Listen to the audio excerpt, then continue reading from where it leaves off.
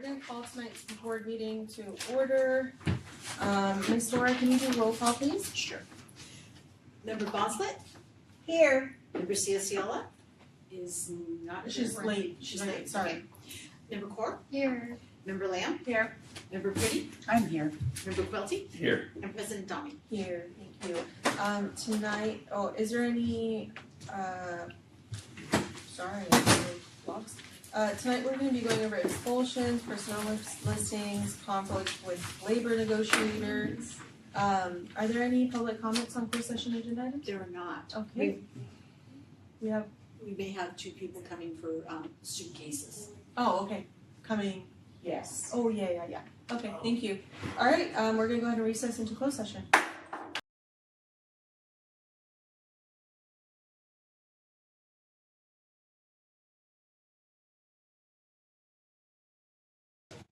Okay. All right, I'm gonna go ahead and recall it back to open session. Can we stand for the Pledge of Allegiance? Salute, pledge. I pledge allegiance to the flag of the United States of America and to the republic for which it stands, one nation under God, indivisible, with liberty and justice for all. Awesome, thank you. So there is one request to move some things around. Student reports. Oh, sorry. There's nothing to report out from closed session. And we'd like to just move student reports up before our two other board meetings that we have. So if there's no objection to that, we have finals tomorrow. Oh, Good? yes. Okay. All right, who wants to go first?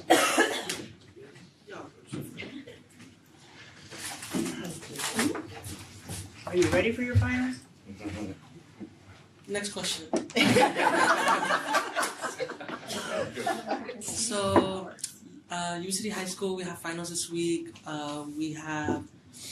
It's like pretty chill right now, honestly, not that much. We had like deck the halls, just like to kind of decorate the halls. It was pretty fun. We also have we had some like movie nights for clubs. I know Spanish Honor Society Club had it. Senior class had some movie nights. Just like some quick fundraisers from the clubs, just end of the year stuff. And then, yeah, that's pretty much it. We're kind of chill right now. May I ask what class won the Deck the Hall? I think it was, Wasn't it student services? I think it was student So services. student services, but there was also a class one. It was probably the seniors, Yeah. Okay. not the juniors, I guess. Will you be going for hot chocolate tomorrow morning? Where? Cocoa and Crayon at the high school. Oh, they might not know that. I didn't know about that. Yes, they did. Well, I'll be there. I'll be pouring hot chocolate, so come see me. I'll see you. All right. Thank you. Of course. All right, Chris. Yeah, same as him. We don't have too much going on. We had our winter festival last week. We had about 15 or so clubs sell something, have an activity. We got a big snow globe. We had our mascot dressed up in Santa, and then we have finals Thursday and Friday, and then we'll be giving out snacks to them with the little stickers on them like we do. And then tennis at the Sacramento Kings game got featured on the big screen for winning sections. Really cool. Thank you. All right. Well, good luck with finals, guys. Everyone. Bye. Thank you. Bye. All right. So we're gonna go ahead and Laura, I'm so sorry. Do you have the other agendas? Oh, I have them. You have all of them? Oh, can I borrow them? All right. So can we go ahead and reset? Or we're gonna recess to the annual organizational meeting. All right. I have to do the open thing too. No, you can go ahead and just go to the Action. action items. Okay, all right, 3.1, election of officers. First position would be the president. Okay, is there anyone wanting to make a nomination? I would like to nominate Harjot Kaur. Second. Okay. All in favor? Aye. Aye. Any opposed? Hearing none, motion carries. Okay. There you go. Drop it. us. Okay. So then next would be for vice president. I nominate Shelley. Second. Your clerk. All those in favor? Aye. Any opposed? Hearing none, motion carries. Welcome. And then clerk. I nominate Mary Second. Okay.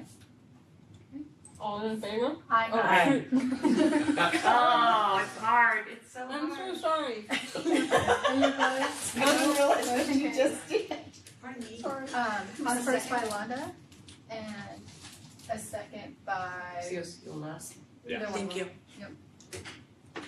Okay, adoption of the 2026 YCUSD board regular meeting schedule. Yes, so I just wanted to call attention to the proposed schedule of meetings. The 3 months where there would only be one meeting would be July 28th, 2026. The November meeting because of the Thanksgiving holiday, and then the one meeting in December. So just want to call attention. And the December 15th meeting, 2026, will not fall on either the Tuesday or the second or fourth Tuesday. And the reason is because of the timing of the need to have the reorganization meeting. So there's a ed code that requires. And so will that have any impact, any negative impact, or that takes care of the issues with new elections and all that? Yes. As with the caveat that everything's been recorded and so yes. That's the issue with that. Can I get a motion? Just 1 second, please, because I'm looking at, the November is there a reason why the 2026 November board meeting is a week earlier than this year? This year, I believe it was pushed back. It should be the second Tuesday. Is it not? The one for 2026 is the second Tuesday. Correct. This year, This year it's the third, and since it's the only one that month, why are we not putting it in the middle? the reason that this year was the third month, if I may, is because the 11th was a holiday, it's Veterans Day, so we We had to moved move it, it. so we moved it back, the board meeting back for 2025. I see. Okay.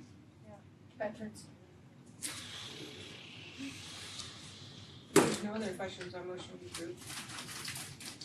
Move that we approve? Or you need a second? Second. Okay, a motion by member Dami and a second by member Bonsley, all those in favor? Aye. Any opposed? Hearing none, motion carries. Registry of Public Agencies. Group of 3. Yeah, so this would just authorize me to submit once the organizational meeting has been finalized and authorizing those who can sign for warrants, etc. Make a motion to approve. Second. And a motion by member Dami, second by member Lamb, all those in favor? Aye. Any opposed? Hearing none, motion carries. Designate a liaison to the UC Charter School board meetings. I'm gonna stay on to nurse. I'd like to see on UP City Charter School. Okay, I nominate Mary Lee Bonford for the City Charter School. Second. A motion by member Dami, second by member Ciola, all those in favor? Aye. Any opposed? Hearing none, motion carries. 3.5 for Twin Rivers. I nominate Mr. Quilty. Second. On a motion by member Dami, a second by member Bonsley, all those in favor? Aye. Any opposed? Hearing none, motion carries. Authorizations for signatures on warrant orders, contracts, and payroll. Make a motion to approve. Second. On a motion by member Dami, second by member Ciola, all those in favor? Aye. Any opposed? Hearing none, motion carries. Okay, information. Yeah, so I just want to remind the board that as elected board officials, you are required to fill out the conflict of interest form 700. So I'm just publicly making note of that. Okay, thank you. I'm so sorry. Alright, hard. next board meeting will be in December 2026 for the organizational meeting. And then we get a motion to adjourn this one. Make a motion to adjourn. Second. A motion by member Dami, second by member Ciola. All those in favor? Aye. Any opposed? Hearing none, motion carries. And that will be the end of the organizational meeting. Recalling to the regular meeting. Okay, alright, reports and information, Park Avenue School Showcase. Thank you, and so, as requested by the board, each of our schools has been coming to present, the things that they've been doing, all the wonderful things, and so tonight we have, Principal Victor Aguilera and Assistant Principal Narissa Woods, and, the crew who are in the back. Way in the back. Good evening, everybody. How's everybody today? Doing well yourself. Great. Good, good. A little nervous, but good. So just a little presentation regarding Park Avenue and what makes Park Avenue special. Wait, you're an elementary principal and you're nervous of us? Yes. That's crazy. You guys are a lot taller than the. We're sitting down. Sorry. All right. So our vision and mission statement, we just renewed these 2 years ago, I believe it was. So vision is, as lifelong learners, the students will develop the confidence, skills, and perseverance to choose their future and become thriving, contributing members and leaders in their community. Just some fun facts. School opened in 1947, so we celebrated our 75th year about 3 years ago. School colors, blue and gold. The school mascot is Panthers. School was recently painted in 2024. It used to be green. Don't know where green came from, but it was green. It was So leftover. what's amazing compared to Leftover. its old Probably. colors. The paint was So consumed. the last couple of years we've added a couple of new murals, which that is one wing in our cafeteria, and then that is the one on the side of school. We have enclosed hallways as an older school. It's just one thing that makes us unique. Until recently, some classes use breakers as light switches, so that's been updated, which is nice. We're the first school in the district to have a book vending machine. And with our focus on Avid, Wednesdays are College Wednesdays. Another tidbit is just that we do have several staff members, many here today, that were actually former Park Avenue students. So a lot of our staff comes back. Wait, are those pennants the schools of your current staff or your alumni that currently attend? Both and neither. That's just part of our college awareness. And so that's why we put that up for Avid. Oh, I thought it was personal. Also along our hallways, if you guys ever come to visit, we do have display cases with each of our teachers, and they have pictures of when they went to college and their alma maters. So demographics, we're roughly about 523 students. We're lower right now just because of our migrant population that does tend to leave around the holidays. We're a high Hispanic population with over 80% Hispanic, over 54% English learners. Those are the languages spoken at Park Avenue. Any questions so far? Can I ask you a quick question? Yes, ma'am. But please tell me if you want me to wait. You talk about the population, and obviously Park Avenue has a unique population with the migrant community. How does that affect your ADA? Have you seen it impact your ADA as well? Yeah, it's just yes and no. So usually the ADA is factored in a little bit sooner than when the students leave. So that hasn't affected it too much, and most of those students do come back. Okay. What's been affecting is just like any other school in the district where enrollment's gone down a little bit. That's been what's affecting us, just like anybody else. So the capture dates are Correct. okay. Thank you. Our SIPSA goals to increase academic achievement in all areas. That all of our English learners will progress one level per year. We're always trying to find ways to increase our parent-student engagement and involvement, and that students will come to school and have personnel that supports them academically, socially, and emotionally. Over the last several years, and I'll explain a little bit more on this as we go through the presentation, our staff focus has been really heavy on Avid strategies and implementing those worker strategies in our lessons. big emphasis on reading and phonics and improving our quality, the quality of our first instruction. The last year, we started focusing heavily on writing opportunities and increasing those in the classrooms. And this year, we started focusing a little bit more on math, and I'll get into those a little bit.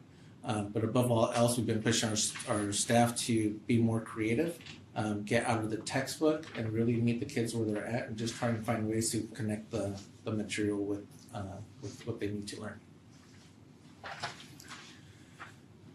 So we have had some growth. If you look at the dashboards, and thank you, Tina, for these slides.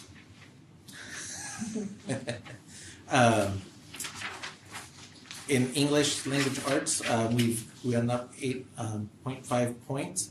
If you look at, well, right underneath where it says increase 8.5 points, you can see over a couple of years ago, we were red, then moved up to orange, and moved up to yellow this last year, so we are seeing steady growth. In math, we were in yellow a couple of years ago, dipped orange, and then we came back a little bit. We're hoping that it's going to go up a little bit more this year, just with some of the instructional strategies that I'll talk about in a little bit. Can I ask a question real quick? Yes, ma'am. I was recently at a grad committee meeting and I was told something I didn't know was true, and you can either confirm or deny, was that there's intervention for kids who struggle with reading, but there's not really much math intervention. Is that accurate? Yes. Okay. Yes. So a lot of the after-school interventions that we have, and also in school, has been heavily focused on reading and teach a little bit more on writing as well. And that's just been a school-wide focus, partly. Okay. The other thing is just teachers tend to be more comfortable in English than in math for the most part. But again, we are transitioning into that. So. Okay. Thank you. Sorry to interrupt. No. This one is something that we're really happy about. Is we had over a 10% increase in our English learner progress. And again, if you look at from a couple of years ago, we were in the red, then orange, and then jumped to green. And I'll explain why I think this happened. If you compare us to other like schools, there's 21 similar schools in California. In the academic areas, so again, the English Language Arts, the math, and the English learner progress, we're looking really well. Science, we're kind of in the middle of the pack, something that we do need to work on a little bit. And then the other areas that we do need to focus is on chronic absentee rate and our suspension rate. As of right now this year, if we can continue the way we are right now, that suspension rate should improve this year. The chronic absentee rate, there's a lot of factors that go into that, and right now kind of what we're seeing is also with the migrant population, we have a lot of students that go out for a week or so, and that drops their attendance. Also our lower grades, so like TK and K, those are the areas that affect us more than any other group. So. Have you have you looked at those individual groups to see how much they affect? Because your migrant population is only 7.8%, right? Aggregate of 533, correct. So they wouldn't have that much. No, that was just an example of things that factor into it. Yeah. But yeah, like I said, the biggest groups that do affect our grades, and we check this even on our monthly attendance reports, are those lower kids. Mm-hmm. Obviously, we have several other little pockets here and there, but for the most part, those are the big parts that affect us. Again, AVID has been a big factor in what we've been doing the last couple of years. If you're familiar with Wicker strategies, which are the AVID strategies, we think that is been something that has really led to our growth in English and with our English learners, because part of that is their practicing their writing skills, their inquiry skills, the collaboration piece is huge, and organization and reading go with it. So our goals have been to increase the rigor, having all teachers teach phase 2 and phase 3 note-taking strategies, so not just learning how to take notes, but how to use them for studying and everything else. And then, of course, just increasing parent participation and like I mentioned, building college and career awareness.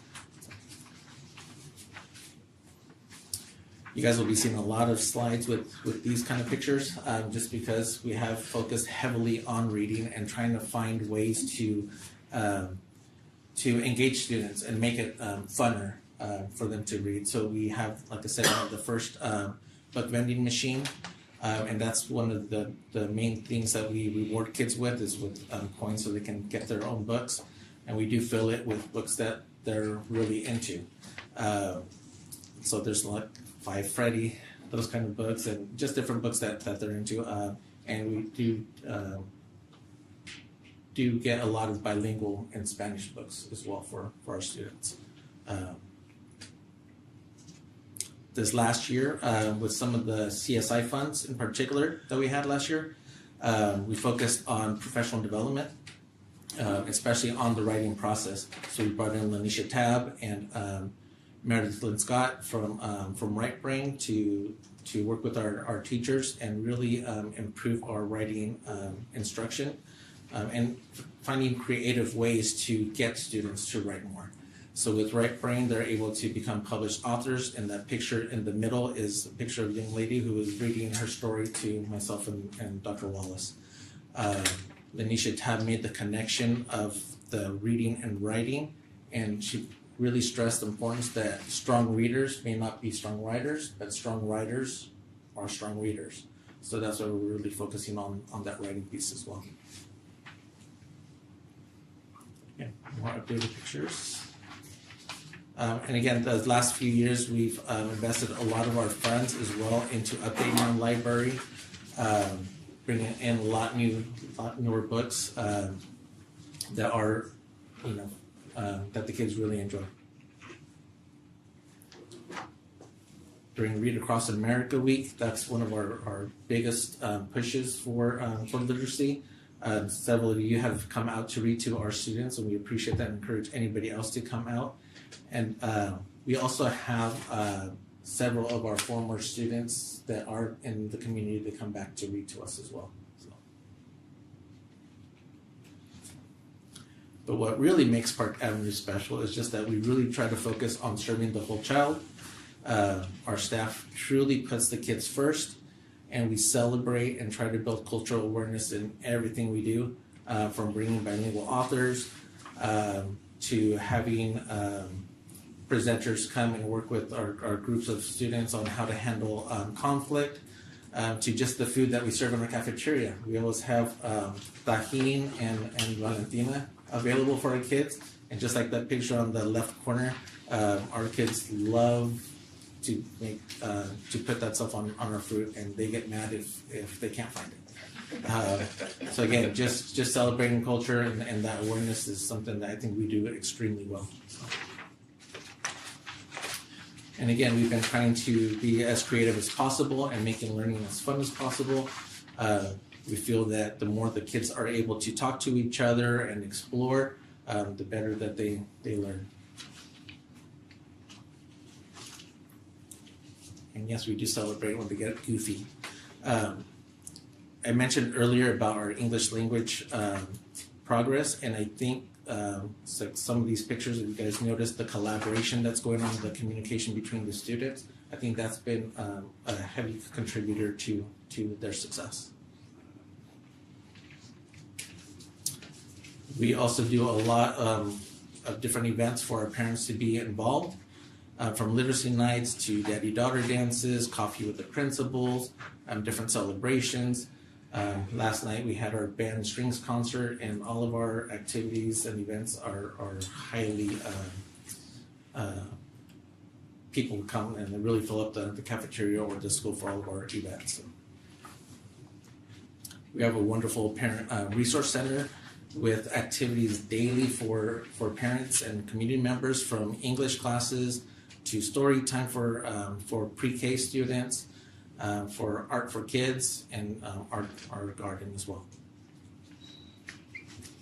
Just some pictures of literacy nights, and you mentioned focus on math, and we are planning a math night as well this year. So. Yay. But again, we can't do it alone, so we do try to recognize our community partners and welcome new partners as we go.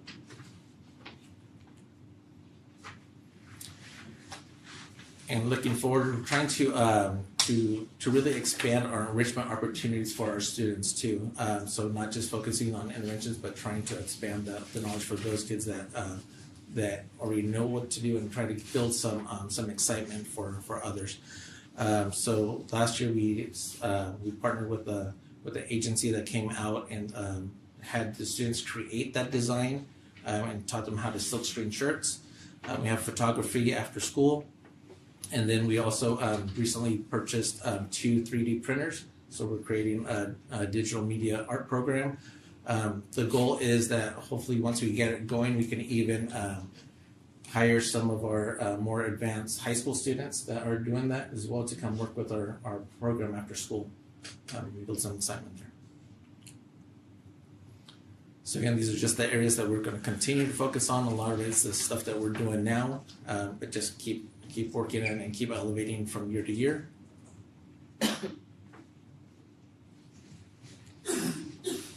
And how can you help? Continue funding updates to the school. Like I mentioned, we are an older school. We always need stuff to improve the school.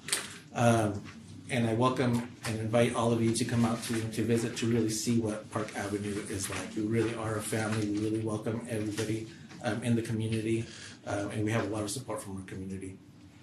And long term, ideally, we would love to have a dual immersion program at Park Avenue. So just continue to throw that message out there. And again, what makes us special is our focus on our kids, families, community, staff, and our celebrations. I love this. When do you have time for us to come Anytime. What did you say, in? when You do tell you, me tomorrow, I will be there tomorrow. Yeah, you're welcome tomorrow. did you say when do you have time? Yeah, like, I don't know if they're doing like activities or whatnot, or like assemblies and stuff, it's just, I don't wanna But interrupt even if anything. that's the case, you're more than welcome to come and see that as well. Tomorrow we're doing our sing-along Okay. for our first, second, and third graders starting at 9-10ish. Okay, But if not, you guys are more than welcome to come anytime. We can walk around. She would be happy to lead the signal. after, during, They haven't practiced much, so they're welcome to I've toured join campus. us. I've toured the campus 2 times now. He's always very welcome. Yeah. So he won't bite you if you come knock on his Okay. door and ask him. Even Laura will call him and try to schedule time for Doreen. I'm like, well, she can come whenever she wants. She doesn't need to schedule an appointment; just show up. yeah. So, Great school. How do kids get books out of the vending machine? Do you Um, have Panther money or something? So that's part of our PBIS program, and we have every month. Every teacher gets three coins, so they're able to pick 3 students for various reasons, and that's how they get and the the coins. coin And is then what the gets them a coins. book? Correct. Oh, very cool. Correct. Yeah. So I have a question. What is a dual immersion program? So dual immersion program is it's a program where they tend to start off just in whatever other language other than English. So for example, for us, since we have a high Hispanic population, like kinder and first grade, we would start a program where they just spoke specifically in Spanish at that grade. And then as the years go up, then you start combining both English and Spanish. So by the end of elementary, you have students that are fluent in both languages. So what are the benefits to that as opposed to teaching them in English for a greater pickup of the English language at that young age? Yeah. So for us, for example, well, one is that as younger students, they're able to learn a lot faster than others, right? So if we can teach them young, then we have bilingual students, along the way. Oh, so people who don't speak English to be immersed into a Spanish speaking. It's both. Yeah. All the So it wouldn't just be for Hispanic students. It would be open to all students. So I've seen other programs where you have students who are African American, who are Asian, who are whoever, and they're speaking Spanish fluently and things like that. The data on it's pretty astounding. Yeah. Right, well, they already have a 50, And that's the other thing. For us, for example, it would be beneficial because since we do have a high EL population, we have a lot of students that come to us with no English whatsoever, and then they get thrown into English-only classes. So if they were able to go into classes that spoke some Spanish, then they would feel more confident and comfortable, and then they can pick up the curriculum a lot faster. Well, yeah, and studies show, Kirsten, that when they can read and write in their native language, it transfers to English much quicker than if they are just having to be immersed in English only. I haven't seen those studies. I've heard of other communities around us too that do have dual enrollment. Dual immersion, sorry, not dual enrollment. Sacramento. That's the other end. Uh-huh. Yeah, sorry. Yep. I think it's like Williams or Willows or something. They have them all They have them Yeah, all all over. over. Lincoln, they have Yeah. them everywhere. It'll be interesting to see. I think stats. Calusa does too. Doesn't Calusa do a Yeah. dual? That's awesome. Thank you. Just something I would love to see. So again, just welcome to our Panther family, and just any questions. Thank you so How much. would we support you in the dual enrollment? Dual immersion. Stop it. I am off today, I'm so sorry. That is something I else. think we're too young for dual enrollment. I That'd know, be pretty I'm so cool. though. sorry, I'm so sorry. So again, just being open to the idea of starting to look into it, because you know it is a long process. You know, we have to have the right personnel, we have to select curriculum, we have there's a Okay. lot to it. Okay. It's not just that hey, let's just start it next year. We're not gonna do it That tomorrow. really, Jeremy, Yeah. didn't we have that's part of it. a dual immersion class at Regan? We did not, we've been exploring the opportunity to do this and we've not been able to, because there is a lot to it, and then also just, the resources can be limited, but it's amazing to watch their programs in action, so, but we have not implemented one. Okay. And for example, like my own daughters, they understand Spanish, but they're not comfortable speaking it. But then I have a niece who is in a dual immersion program, and she speaks too much sometimes, but super fluent in Spanish. It's just nice to see. So. We just have to see. We have a question in the back. We have to ask the president, Jordan.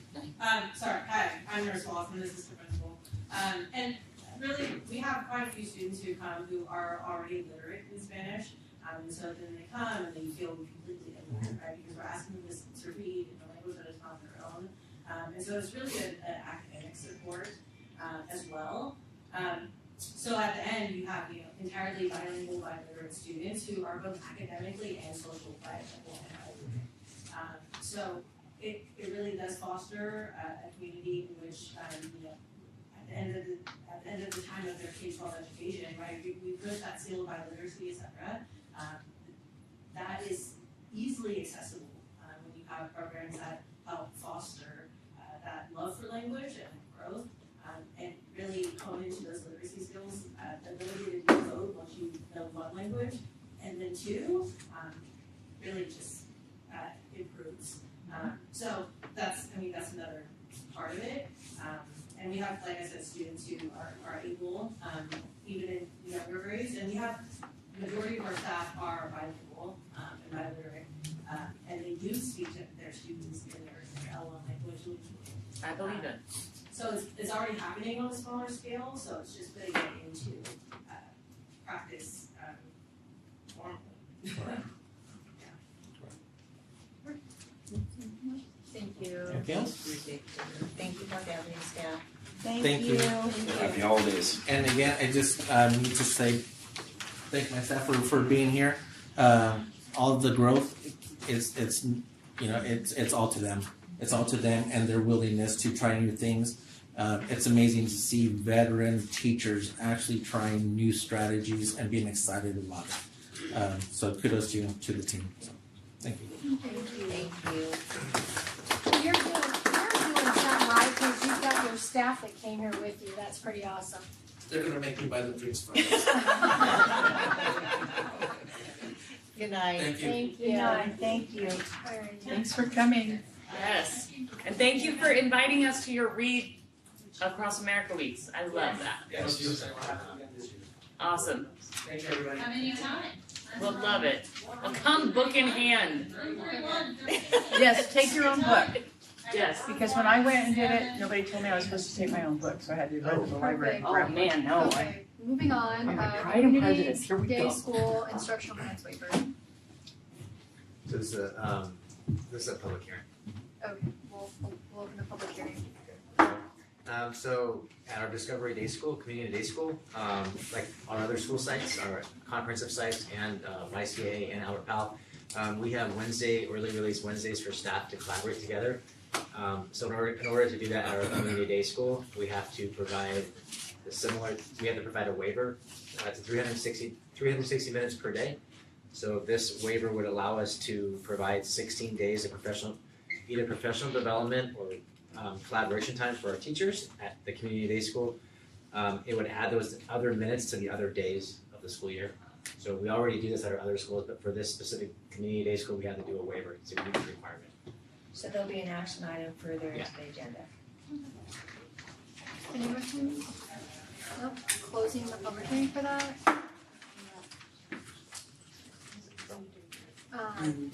Oh, okay, now, any questions? About that, nope. Okay. School fleet electrification study. Alright, Julie, come on.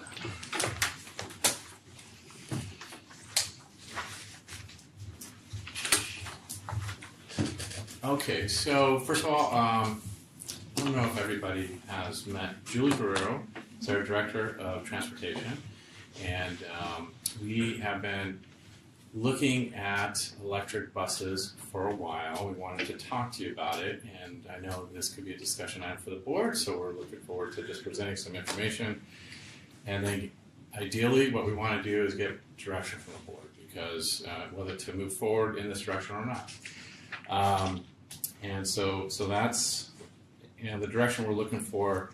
What we're going to present is the feasibility and the economics of converting a portion of our fleet to electric buses.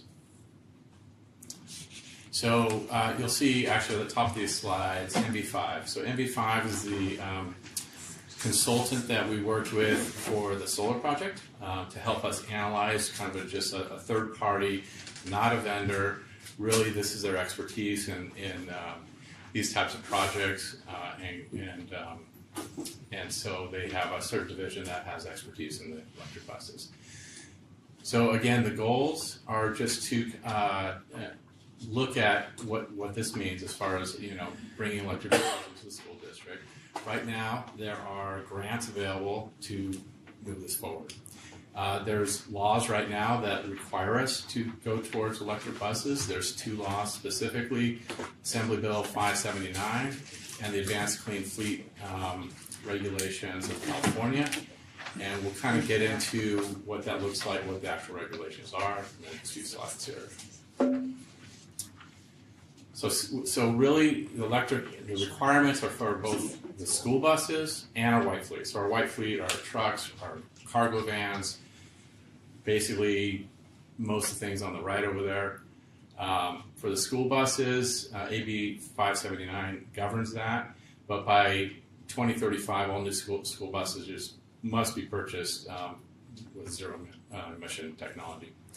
White fleet, so white fleet over 8,500, which is basically a good portion of our fleet for most communities, is required to purchase 50% of your new purchases have to be electric.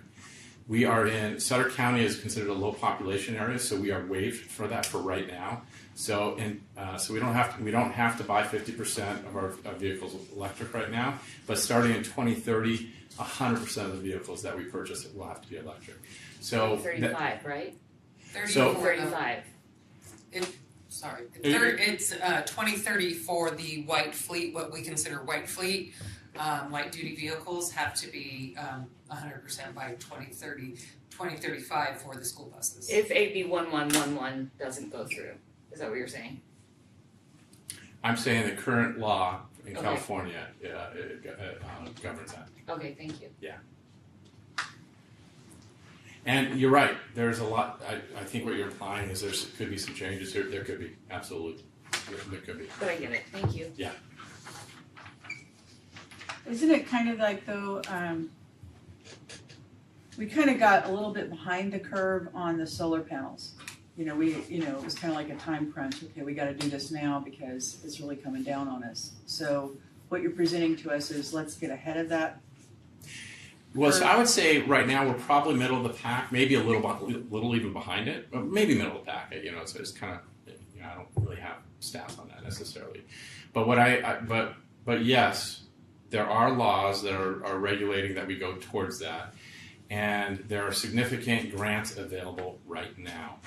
My experience with these types of things is there's a period where there's kind of the carrot, right? The carrot is the incentives to make things happen, and the stick is just the laws are the laws. You have to make it happen whether you have grants or not, right? So on both the solar and the solar we were kind of tail end, but we got the most preferential grants, so that's what made it economically feasible.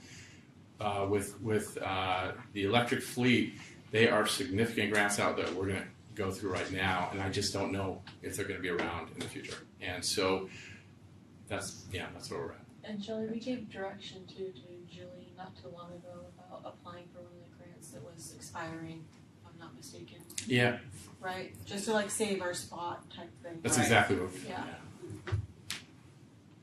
Oh, let's see anything on here. So we asked NV5 to help us kind of develop a transition plan.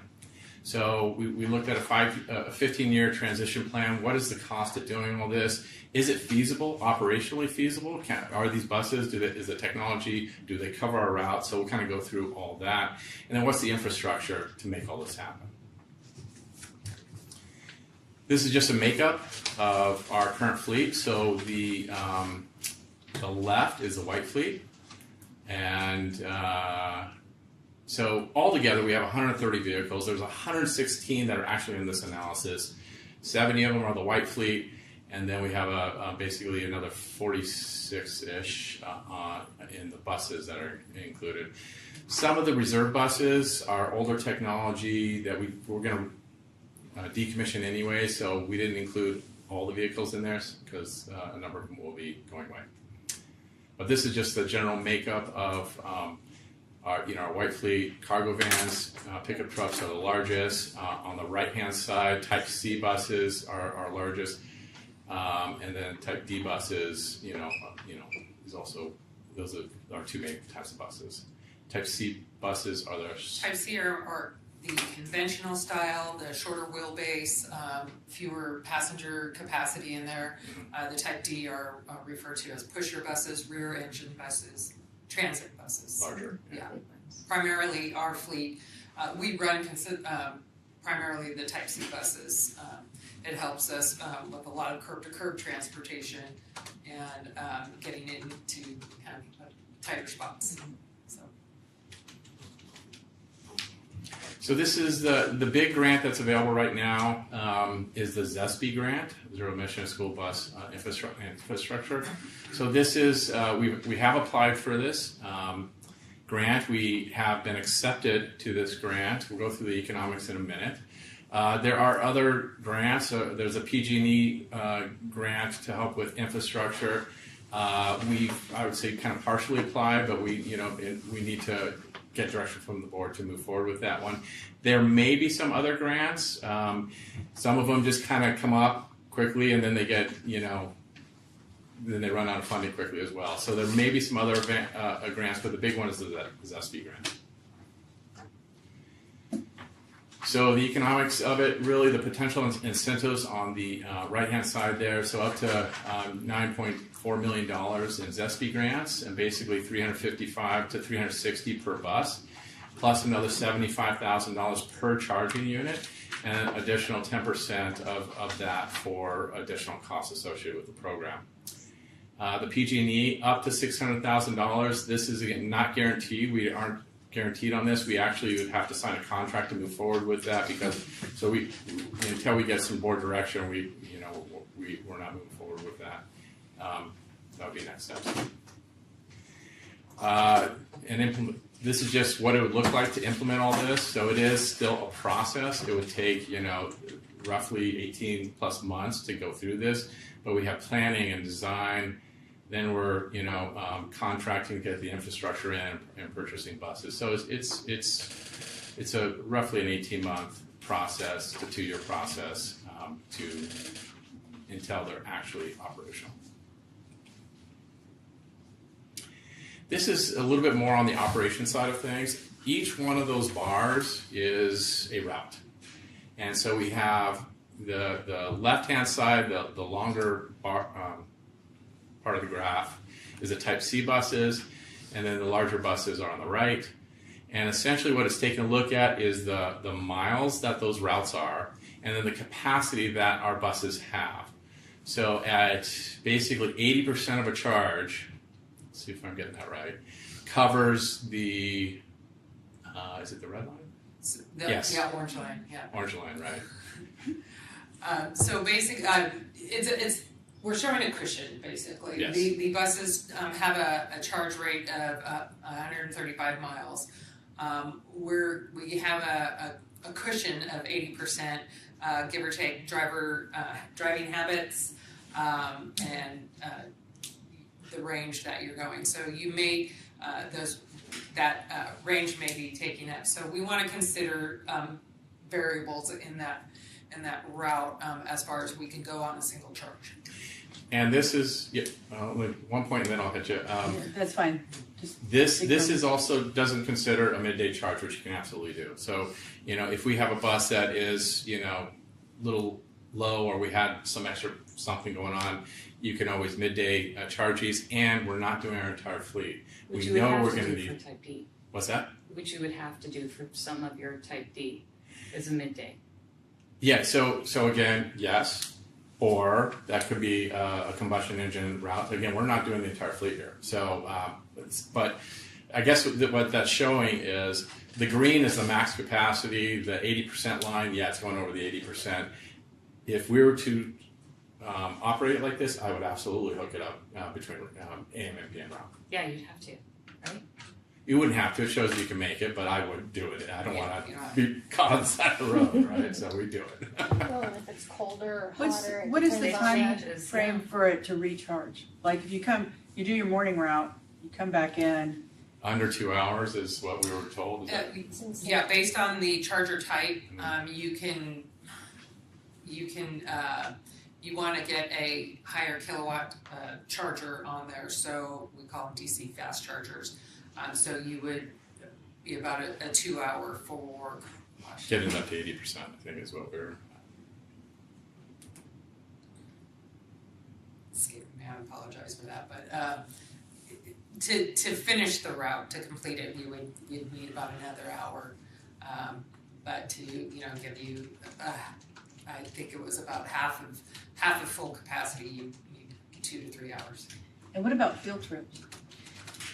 These routes do have that accumulated in them.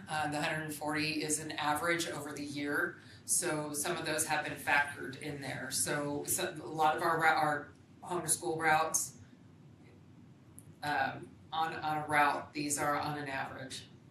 So on field trips, primarily, we have the other 2/3 of the fleet that we would likely, until we get accustomed to the charging capacity and any type of a mutual aid on other school sites that might have charging capabilities, we would use our diesels.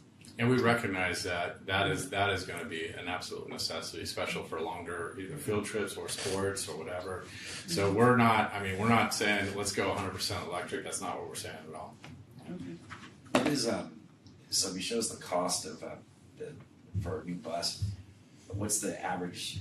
Do they give you an average lifespan for the initial battery? What's the cost to replace that same battery? Is that battery warranted for 5 years, 10 years? How long is that battery? So I believe 10 years is what we're Right. modeled into here. And actually, so on the top of my head, I don't have the cost. It's modeled in here on the next slides here, but it is modeled into this because we know that it's absolutely a cost. Yeah. For a battery? To replace it says right here, $607 $37,000 in battery replacement costs for the 2026 buses. But there's 19 of them. It's 19, it would be Yeah, that's 19 batteries. buses. That's not the cost for each, that's. Yeah, so there you go. So it's on the slide right here. This is the economic slide anyways. So about 32,000 per battery. Yeah, that's what it was like. Come on, Scott. You got it. So this is a busy slide, okay? I'm just going to start with the middle gray slide. So this is basically the cost of the cumulative cost, but year to year and then cumulative of different scenarios. The middle dashed line is not even a scenario we can currently do, and what that is just replacing our buses with diesels. Now, we've already talked about the compliance part of it, that we actually won't even be able to do this unless the laws change. But that would be almost $18 million over a 15-year period, cost to purchase, operate, upgrade, replace our buses through this period. The top line is that kind of dotted line, is if there are no incentives whatsoever for electric buses, and we were just going to do this, that's what it would cost. Now, that's not a reality either. The green line is what we're proposing. It is it's actually a methodology of getting it's really less than 50% of our buses at the end of this 15-year period would be electric. It's a combination of buying, again, an initial investment of 19 buses plus the infrastructure, and then we have a combination of buying one electric and one combustion over a number of years. So I'll show you that on the next slide. But the bottom line is, even if we had the option just to go diesel, this is a less costly option. Yes, can things, this is newer technology. I mean, when I say newer, we're not early adopters of this. We're on generation 3 and 4. There are a lot of school districts that have been doing this for years. And I'll be honest with you, some of those early adoptions were a little rough. Technology's been getting better, and so that's where we're at right now. This is the white fleet. There's really not a lot to look on this, to be honest with you. I just had them, we're not even in this analysis. We don't even start, going electric in the modeling until 2030. Kind of going to skip this one. This is the bus part. So this is what I was talking about. The initial is 19 buses, and then 2 buses a year, 1 electric, 1 combustion for the next up through 34, and then 100% of them after starting 35 have to be electric. We have an infusion of 4 buses in 38. That's just based on the age of our buses. Is it safe to say that a lot of our diesel buses have seen their better days? We're pretty much end of life on most of our buses, except for some of the ones that we recently purchased. Right. We have close to half of our fleet are over 20 years old right now. So those are where we would be looking at first to replace. So that was always going to be one of my questions is what's our average age of a bus, and then so age-wise is one thing, but the other question would be how many miles typically total does a 20-year-old bus have? 250, 300. And is the diesel engine in my mind? That's what I hear. That's the diesel engine should be getting warmed up in a sense. Due to the maintenance that we have on there, our buses, run pretty darn well. I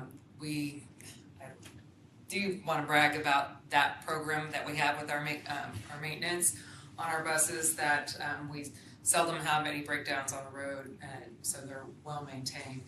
Cost of the parts is another consideration, and availability of the parts has been difficult. The availability's been somewhat. So I'm sorry, what did you say the average mileage of our current fleet is? 250, 300. About 250 to 300. Yeah.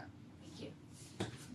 Now so we're purchasing diesel buses at the same time that we're purchasing the. That's what this model is looking at. It's 19 initial, and then over the next 8 or so years there. We're doing one of each. So 2035, we can continue using our diesel Yes. buses, we just can't purchase any more diesel That's buses. exactly right. Well, Right, the that law could, that is- could change though, honestly. It could. But the law is that what the law states is that by 2035, we can't purchase any diesel.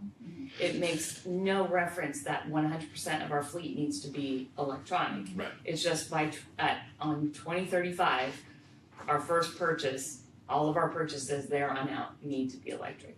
That's exactly right. Julie, can I ask you a question about the diesel buses? Are they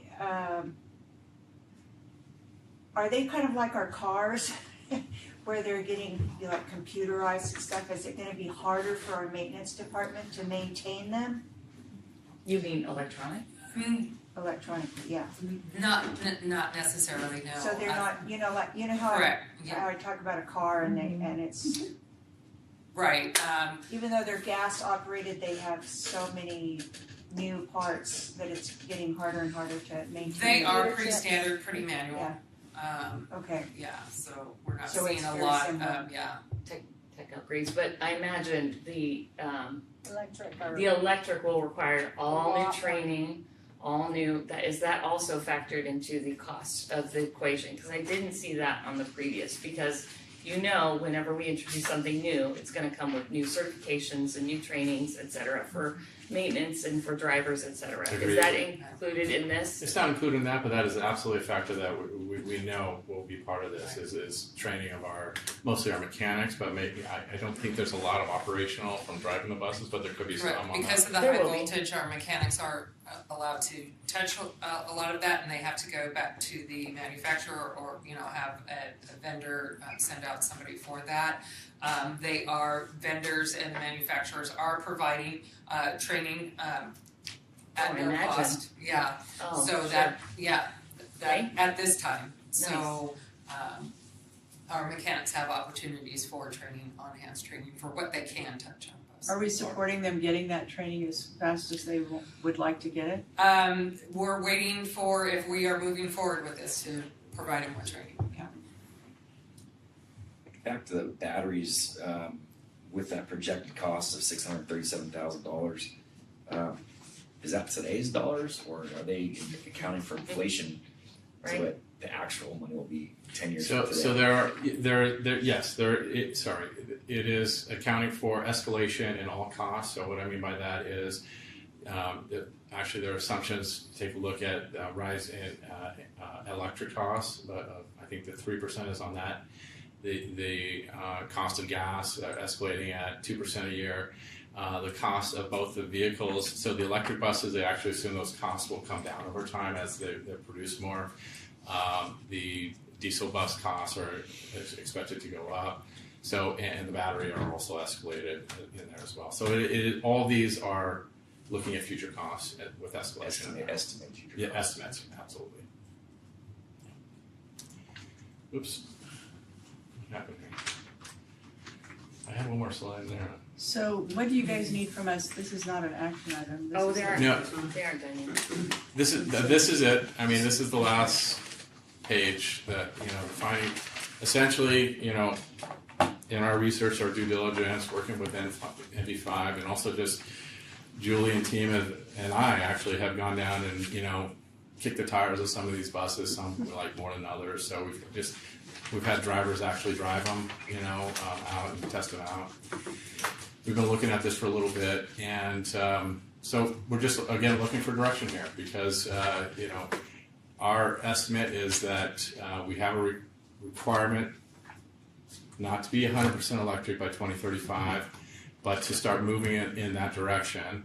To do that, it takes time, it takes planning, so you don't get hit all up front. We'd like to take advantage of the incentives that are out there right now, and I don't want to be caught, at some point in the future where we don't have infrastructure and all these things, and then we just have to start doing it. So that's where we believe, the path is to start implementing it, not to go 100%, to start taking advantage of these grants, and by the way, it's going to save us money. What is another question I have? What's the difference of weight between a diesel bus versus an electric bus? Is there big difference? There is a slight difference, and the electric buses are heavier. They're slightly heavier. Defined slightly. I don't have the. We can get that information. I'm just wondering, I mean, you know, in reality, obviously I know they're trying to push towards electric, but when I hear more weight, so I'm gonna think probably go through tires more often, in my assumption. And then just also, Especially on our roads. yeah, and then with our beautifully maintained county roads and city roads, you know, are they gonna tear up the roads that much more too? I'm just wondering. Well, the roads will probably tear up the vehicles. Well, or a Probably combination both, of both. yeah. Probably both in reality. Probably actually. more for electronic than diesel. Have you not thought about holding off until we have an election next November? No. Because I hear that the people politicians and things that I've talked to, that this could totally be scrapped. And I've heard the opposite. I So well, whether I it's- think whether it's the scrapped or main not. thing is, But are yeah, we doing it right. for our benefit, or are we doing it, cause like, I hear you, totally hear you.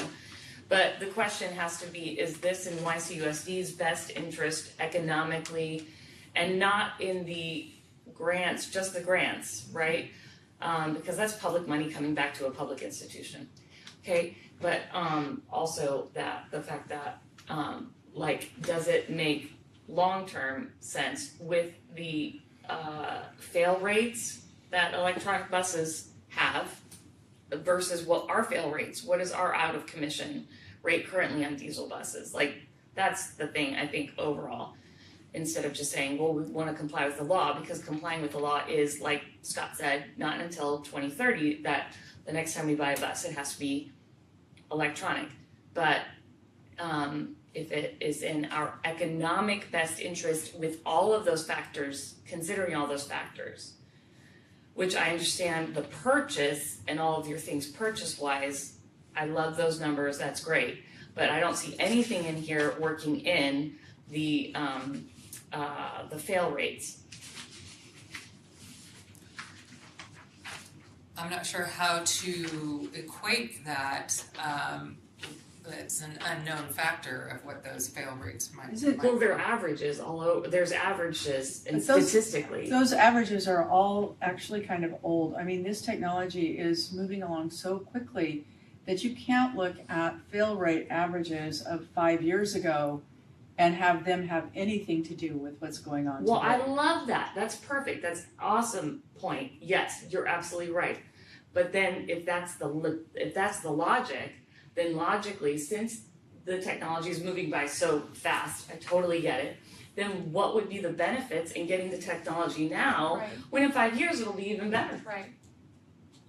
Well, why get a new phone now and I not wait haven't, until this is 5 years old. Right, okay, but we have these incentives now, which I think would behoove us to take advantage of. I think we'd be a little irresponsible to let these go by and not take advantage of them, because I really don't see that returning to diesel is actually ever gonna be something that we do. I think the future is zero emission, and I hope it is for our kids so they can have some clean air to breathe. But I think that's the way it's going personally, so. Right. I think we should move forward when we have these incentives available to us. Batteries on buses. And then these 19 buses that you guys want to purchase now, and these are replacing the decommissioned ones, right? Yes. Yeah, so it's buses that aren't working, right? Am I getting that? They're on their last legs. Or the 11 that are not in the tally to begin with, they're not working at the moment. Correct, so the replacement, the buses that are scheduled for replacement for these, if this happens, is buses that are spare buses. They're not our buses used for routes. On the regular. Yeah. So the way they're I an see it is, addition. we're gonna replace those 11 buses to begin with, might as well try out the electric ones. So then why not the 11 and why the 19? Because of the incentives. Well, right, but how long are the incentives? Like, are they giving it, like, what are the boundaries or the stipulations of the incentives?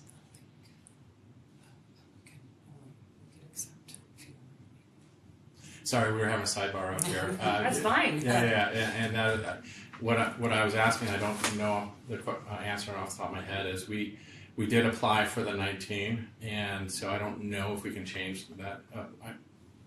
We might be able to. I knew it, but yes, okay, I understand that. Yeah.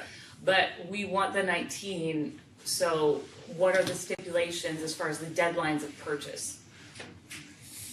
So we're there. I don't know. Of the grant, like.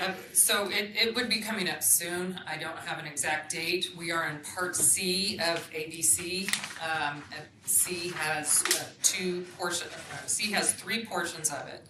So it's in ZESB approval process.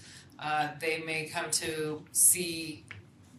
Let's say, okay, you're approved for Part C1. Now you have 90 days to move on to Part C2, which is now procurement. So it's They haven't for given them us, to give us a that. hard date yet.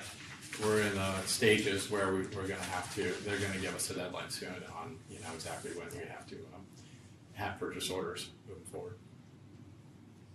And if we don't buy the 19, if we only buy the 11, do we like I said, the stipulations of the grant are?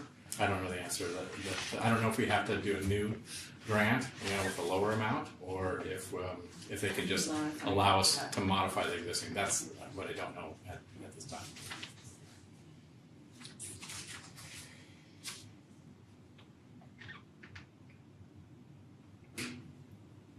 Any other questions?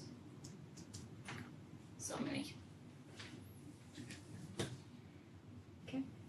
So I'm hoping to actually maybe get the board to give me a direction one way or the other, the majority of the board at this point. What specifically? To move forward with. Because we've already applied for the ZESB grant, right? I'm looking for direction from the board to move forward with the initial stage is the 19 buses and the infrastructure to go along with that. To start getting bids. So would you like us to be polled? I think that would be, at this point, since it seems a little divided, that'd probably be a good idea. So basically, you just want us to tell you whether or not we want you to go forward with vendors and bids. That's correct. The next steps would be getting board approval on the costs associated with all this.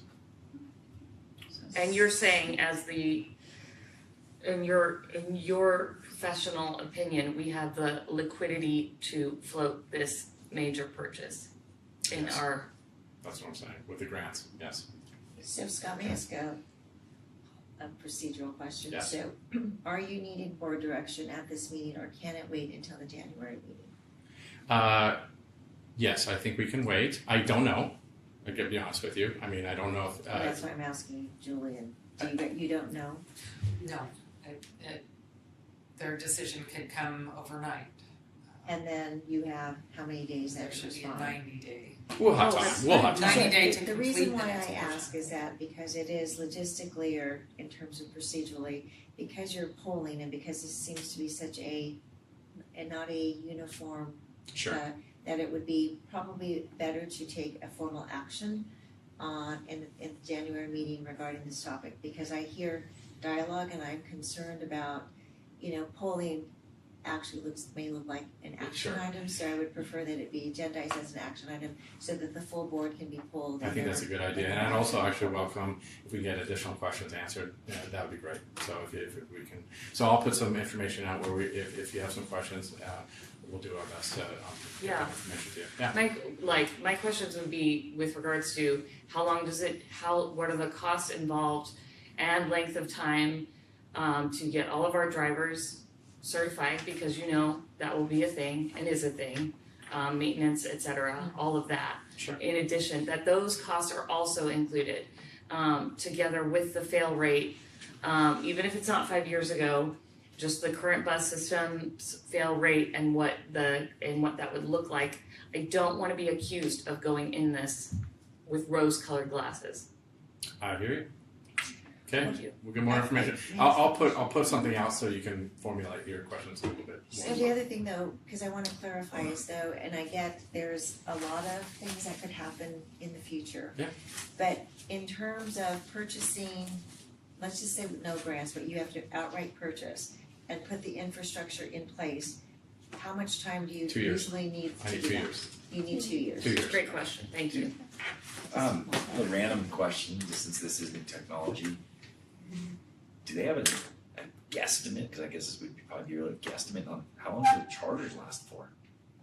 That could be a great question we get answered. I don't know the answer to that. I mean, because I think it's probably all such new technology, I don't know if they really know either. Yeah, they may not. You know, I mean, and then what's the replacement cost of one of those? Sure. We can call Williams School District. We talked to Williams School at all? Initially, when we were, Cause went they to have a look at bus their sitting there right. that's dead already, when they're not even using it. Julie's been in school districts that have already implemented. No, I know, I just school was buses. saying about I'm just saying, Williams, so- I know that Williams. it's set and they didn't use anything and now they have to get a new charger and a new something else for the bus. It's set. But doesn't Roseville have the electric buses? Yeah, I thought. Yeah, but Roseville's way closer, it's not like rural. No, I know, but I mean, I I'm mean, just, it's got but, more Like close school. the distance. They did struggle with software technology. We didn't implement a software program where the charging was difficult to manage, and so that is definitely something that would. so that would require training. Yeah, The appropriate. software programs is the installation of it, Oh, so you're not having to in the middle of the night make sure your buses are still charging. And I'll be honest, we're not trying to go into this with rose color. We're asking these hard questions of other districts that have done this, and some of the things that I have heard is not engineered fully between the chargers, the software, the bus, make sure everything's compatible, not having a cohesive plan to do that. And that's where you got to do a lot of this work up front. And to be honest with you, that's why we're working with an outside consultant to make sure we don't make some of these fundamental errors of not having it planned out well, right? You know, so Which is one of the reasons for my reticence of like the huge, well, I understand financially, I get the numbers, I get that, at least the primary purchase, but there's a difference between the purchase cost and just the cost, the operational cost and the running cost, right?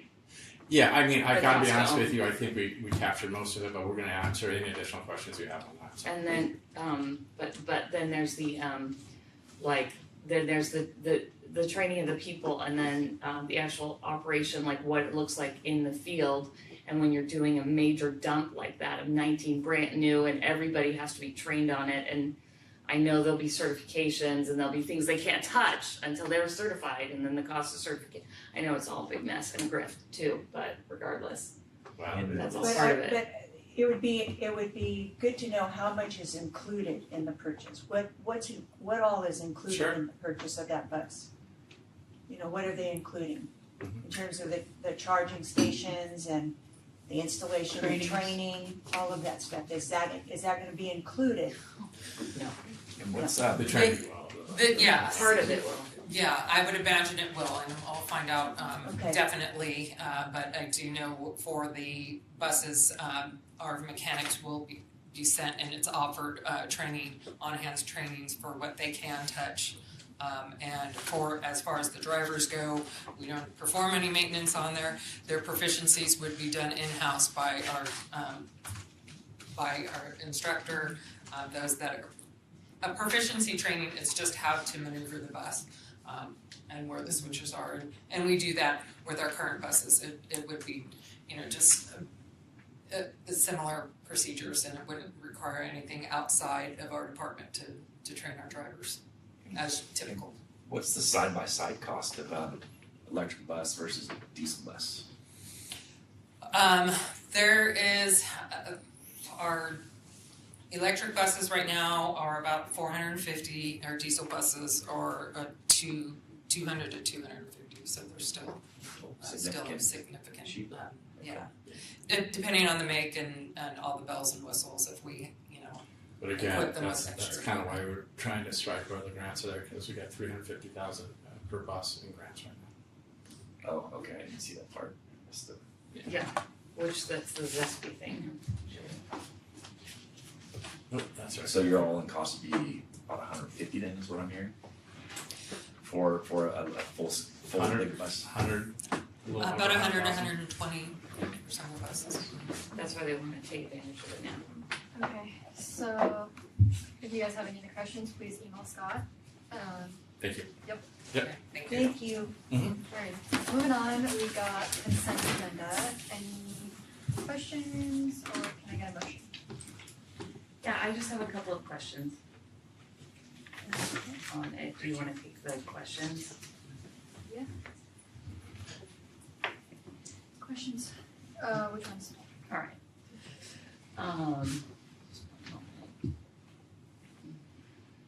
Okay.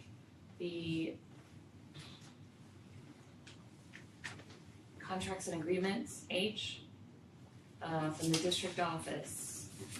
Line number 1, B26-00595, Americus Healthcare Staffing. So healthcare staffing. So one of those is for an aid on the bus that goes to Rising Star to support our kids who go to Rising Star. That's the first one. So that's not, so we're paying $48,000 a year for somebody to ride with somebody to NPS. Yeah, it's a challenging group of students on the bus with different multiple behaviors that need an additional adult to support that. For just the drive. For the drive to pick them up, to drop them off at this school site, and to pick them up, drop them back off. That's how it. This isn't the bus driver, this is somebody else on the bus. This is us on the bus, yeah, it's the paraeducator. And this is something that we're legally obligated to provide. Yes. And this was, and it's a health care thing. So It's through a Tina, if I can interrupt, we don't have anything to bring to you today, but we're actively working with our labor partners on a job description within the district that would take the place of that position. We're just not quite there yet, but we anticipate that will be a district personnel, a district service, and that within that job description, they can provide other services beyond just that transportation piece related to behavior and implementation of behaviors. Okay. But till then, we do need someone to make this students' needs. So right now, they're not staying out there at the school then? They just ride the bus, that's all they do?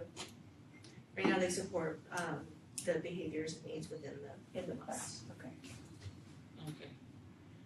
For the drive there and the drive back. Okay. And my other question is, can you shed some light on Point Quest? What we're, this is a $42,804, this, I'm so sorry, forgive me. Which one This is is J. This is a totally other agenda item, but it's under consent. That's a non-public school, Tina. J, this is the moving from Rising Star to Point Quest? Is that it? Yes. But it's a fiscal impact of $42,840 increase to go to Point Quest over Rising Star? Well, this is the student who's currently at Point Quest getting additional services. Oh, okay, Yeah, I'm the sorry, other- I must be You're looking at thinking another K, one. Yeah, I'm so thinking K. We go to K, so we have 2 students at that school. Their needs were not being met at that specific school site, Rising Star. So we had to look at a different placement for those 2 students. Okay, but I don't see a fiscal impact, is it It's because it's the because we already same? approved it earlier, in July 22nd. Okay, so There's no K, K, yeah, so it's just like wash, there's no fiscal impact. But it's a new contract with the new non-public school. okay, so, and the services, so then, but if we already approved it, They're going, the 2 students we approved to go to Rising Star initially in July. They've been at Rising Star. Those 2 students, their behaviors were not, their needs weren't getting met there. And so we had to look at different options, so we're going to put them at Point Quest. So you're approving the new contract with Point Quest. improving the quality of education, but it's making no Fiscal impact. There's no fiscal impact, but we're asking that you approve the contract with Point Quest. Okay, and then the fiscal impact of, J is $42,840. dollars of, because this is a new student attending, because that's the total. It's, Their services are gonna total up to that amount based on the contract, on the. not the addition. Yeah, based The on. addition isn't 42,000, and it's, Yeah, the projected estimate is up to 42,000, that's the projected, based on 153 days. based as on rated basic 270. education and related okay. So we're not approving a brand new contract, it's just the addition of, Specific services that are in addition to what it currently is, what we currently have, yes, up to $42,000. So with. up to $42,000 total, Yes. not addition. Yeah. Okay, sorry, that was a little confusing for me. I believe that is all for me, thank you, Madam President. Any other questions? If not, can I get a motion? I move that we approve consent agenda. Second. On a motion by member Pretty, second by member Bonslett, all those in favor? Aye. Any opposed? Hearing none, motion carries. Action item A, expulsions, suspended contracts, readmissions. Can I get a motion? I move that we approve as discussed in closed session. I'll second that one. On a motion by member Pretty, second by member Quilty, all those in favor? Aye. Any opposed? Hearing none, motion carries. B, CSB delegate nomination. It is not in the middle of the presentation, so I brought this forward at the last board meeting, and in reviewing, member Bonslett would like to submit a application to be considered for a delegate representing. Who? Miss Bonslett. Yay! So Free if cheers. the board approves, then she will submit an application for consideration. That's cool. I move we approve. Second. Okay, on a Third. motion by member Ciociola, second by member Lim, Doing a all lot those of in favor? Aye. Alright, Any Aye. opposed? Hearing none, motion carries. Exciting. Request for community day school instructional minutes waiver, what we talked about earlier. Yeah, so we're requesting to submit a general waiver to the CDE to approve the Discovery Community Day School instructional minutes. So the students will still be receiving 64,896 instructional minutes, 96 minutes above. It'll allow us to have early release Wednesdays to align with our other school sites. So we seek approval of that, to submit the general education waiver to the state. Any other questions? Nope. I make a motion to approve. Second. On a motion by member Quilty, second by member Ciociola, all those in favor? Aye. Any opposed? Hearing none, motion carries. D, first interim financial report. Yes. Get more of me. Let's go. Is this different than the actual financial report? Different, it's the first interim. I'm just giving you a time limit, Scott. Hey, No, I'll there's I'll no skip it time if you limit want. on fun. Let's go. Alright, I'll do what I can to shorten it. Don't do it. It's rough out here.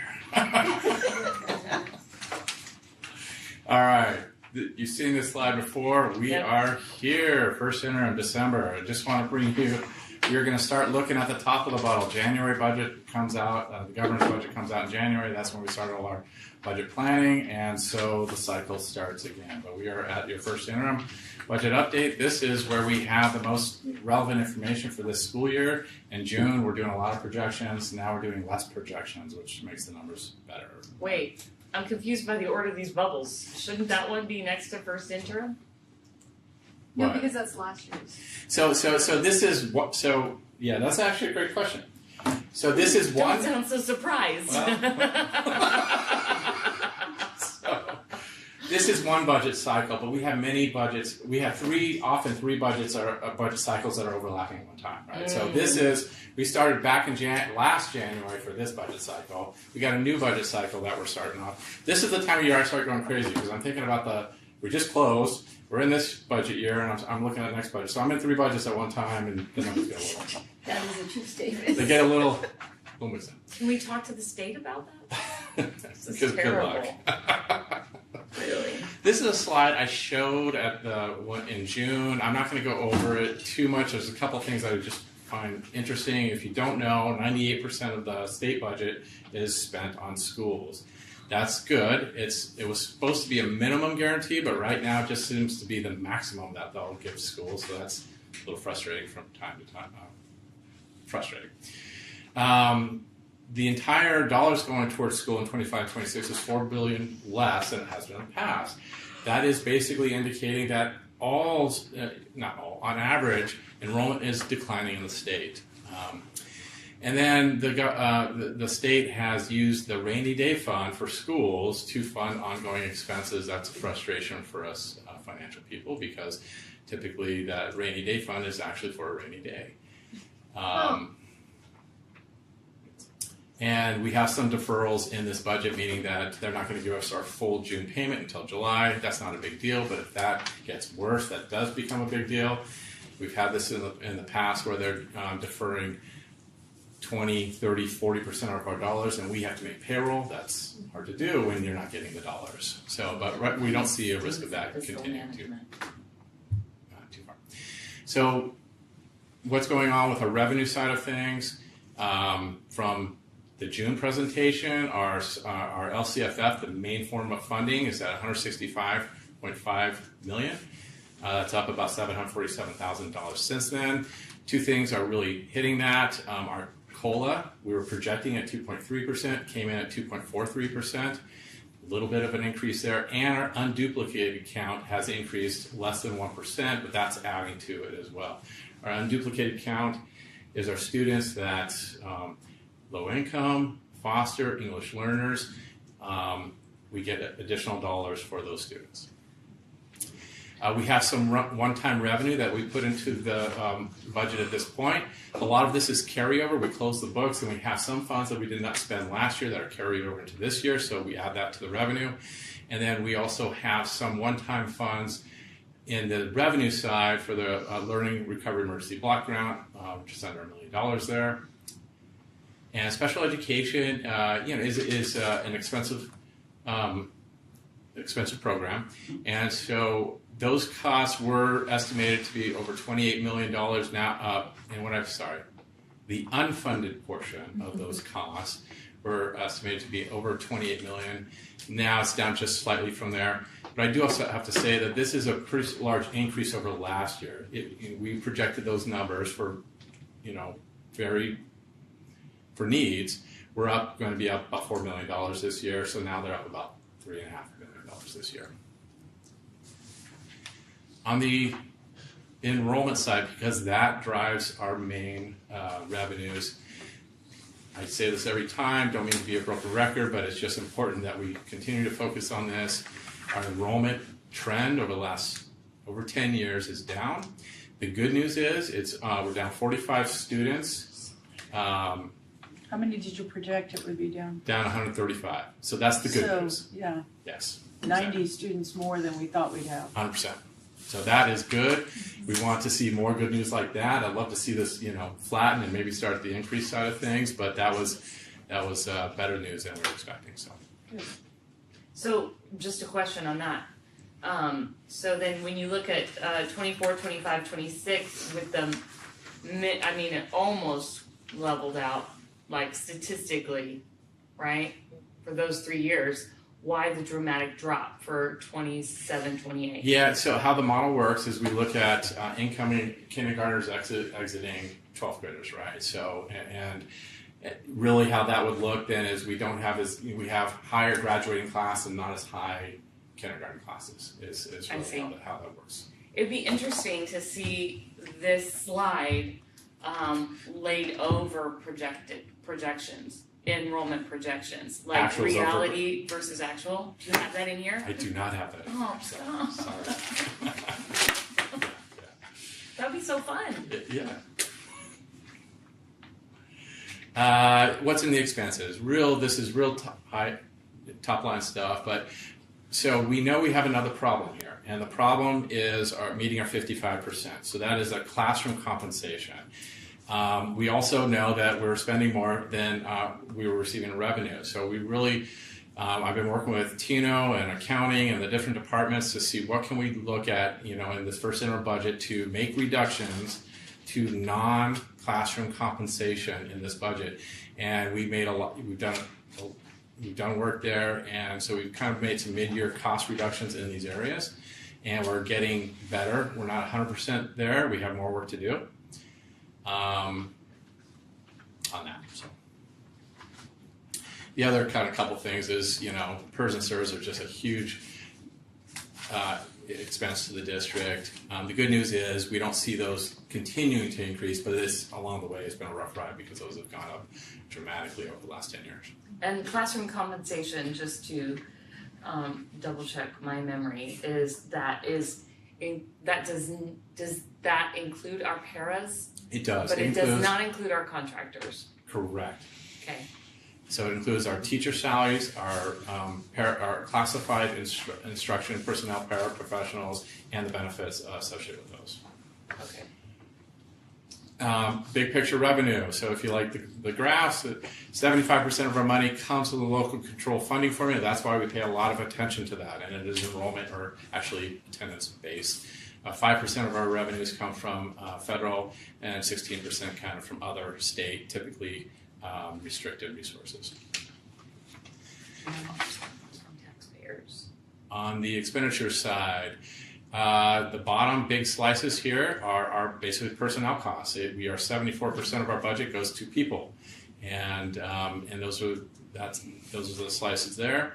7% to supplies, 15% to services and operations. So that is include the employee benefits, certified, classified, and certified. Are our contractors in there, or is that other? They are in the 15% slice. They're in the classified. No, so if we contract for services, I was looking at the other 15. It's actually service, yeah. Okay. So You're only at 51%. If you got to do benefits too, right? Well, if you certificated and classified salaries 74. together, it's 51%. But not all classified and certificated salaries Right. Are fall classroom. within the classroom. Right. So it's even less than 51%. No. So the bottom three slices: certificated salaries, classified salaries, employee benefits. That's 74%. The benefits count towards the 55%? Yes. But what he's saying, what the 55% is classroom, and some of our classified are like Right, lunch Right. or bus drivers or custodial or whatever. Yes, 75% of our expenses are compensation. Right. But I'm asking about the 55% that we have failed to meet for 3 years in a row. Right. So where are we on that? I don't have. We're continuing to work on that. We haven't solved it 100%, and that's what we're working on right now. I hope so. Yeah. Okay, so this is our 25-26 breakout of our unrestricted and restricted, and then it looks at the combined budget. If you're looking at all the numbers here, yes, it's a lot of numbers. The unrestricted column is the health of your district. The restricted dollars, we have to spend those dollars in certain areas. So really the health of your district is the unrestricted. The two main numbers to look at here is your change in ending fund balance. There is a $4 million negative number there. At original budget, we were looking at almost a $9 million negative number there. So this is what I'm talking about when we've been looking at doing mid-year budget reductions, getting closer to the 55%. This is some of the work we've been doing. Our ending fund balance is $24 million here on the unrestricted. So but we have money for buses. We have money for buses, yes we do. Like I said, the long-term cost of buses is going to be less under the electric program, and I got $24 million sitting on our ending fund balance right there. Okay, but what I'm asking is isn't that also, because if we do purchase those 19 big chunk, right? Mm-hmm. Isn't that going to also affect the 55%? Because that would be a one-time money thing, right? No, because transportation is there are some exceptions to 55%, and transportation is one of those exceptions. Okay, thank you. Yeah. Our ending fund balance is a total of almost $61 million. $36 million is restricted. Almost $7 million is required by the state. It's 3% of your expenses, and then $17 million is unassigned at this point. Our restricted ending fund balance, we listed out some of the main categories. So we have our Learning Recovery Emergency Block Grant, that is one-time dollars. We need to spend those by 27-28. Expanded Learning Opportunities is basically our after-school program. This has been a challenge for us to spend these dollars, and for almost every district that I have had the opportunity to speak with about this. It's challenging to hire the staff and get those dollars going. We have new Prop 28 dollars, so we have some implementation money, some upfront money, and I know Tino and his crew has been working on developing and expanding those programs. And then we have a special education early intervention preschool grant as well, that we have some ending fund balance there. And then we have some other stuff, but $36 million is the total restricted ending fund balance. And I think I've taken longer than I was allocated at the time. These are some of the just major assumptions when we look at our multi-year projections. We are required to look at current year plus 2. I actually just noticed an error on this. Our COLA for 25-26 is 2.43. It says 2.3 there. But bottom line is, you see our funded average daily attendance is going down slightly over the years. That is different than our enrollment because there's some protections there. We do expect some increases to our per student funding. So the current numbers show 3% next year and 3.4%. I'm getting information that number may be coming down in 26-27 to closer to 2.3%, but we'll see in January when the governor comes out with his recommendations. Okay. Looking at the multi-year projections, the 25-26 is what we've already just discussed. This is just unrestricted. I have another slide on restricted. On the unrestricted, you see kind of get the bottom lines, change in ending fund balance. You see the current year. We've already talked about that $4 million number. 26, 27, 27, 28, 4.5 deficit spending. 26, 27, 1.6 in 27, 28. We have not settled for negotiations for those years. So that could change. That will change. And also it is challenging in a declining district, declining enrollment district, because you have to manage those expenses on the way down. We do see that even in these projections, without the salary increases, we have ending fund balance at the end of those 3 years of $18 million. Yes. With California, talk about their deficit. How are we impacted with that? Yeah. So what I'm hearing is a couple things. One, the state budget is actually doing much better than people were predicting, but they're concerned about it going forward. And so what I think that's going to mean for us in January, when we get a little bit more information, that I would expect us to be fully, I'm hoping and I expect actually that they're going to fully fund the 40% minimum guarantee and fully fund the per student increase. I don't think it's going to be 3%. I think it's going to be more in the 2s. But that's what I'm hearing right now is they're going to meet those obligations. I also expect that we'll be receiving some one-time dollars and some one-time grants because what that means is that's kind of their get out of jail free card or whatever. Right. It's like they don't have to commit to those dollars going forward when they give you one-time dollars. So they just say, well, we had some stock market doing pretty good. That's where California gets a lot of their dollars. So stock market's doing good. We get a lot of one-time dollars, but they can't count on those dollars every year. So that's why we end up getting these one-off, one-time programs. Bonuses. I have one question about declining enrollment. Mm-hmm. With all the different housing developments going in, mm-hmm. Is there any way we can make a deal with the contractors to put some kind of blurb about how wonderful Yuba City Unified is on the kitchen counter of each house so that they want to bring their kids here? I don't know the answer to that. I think that's a good idea. We need recruitment.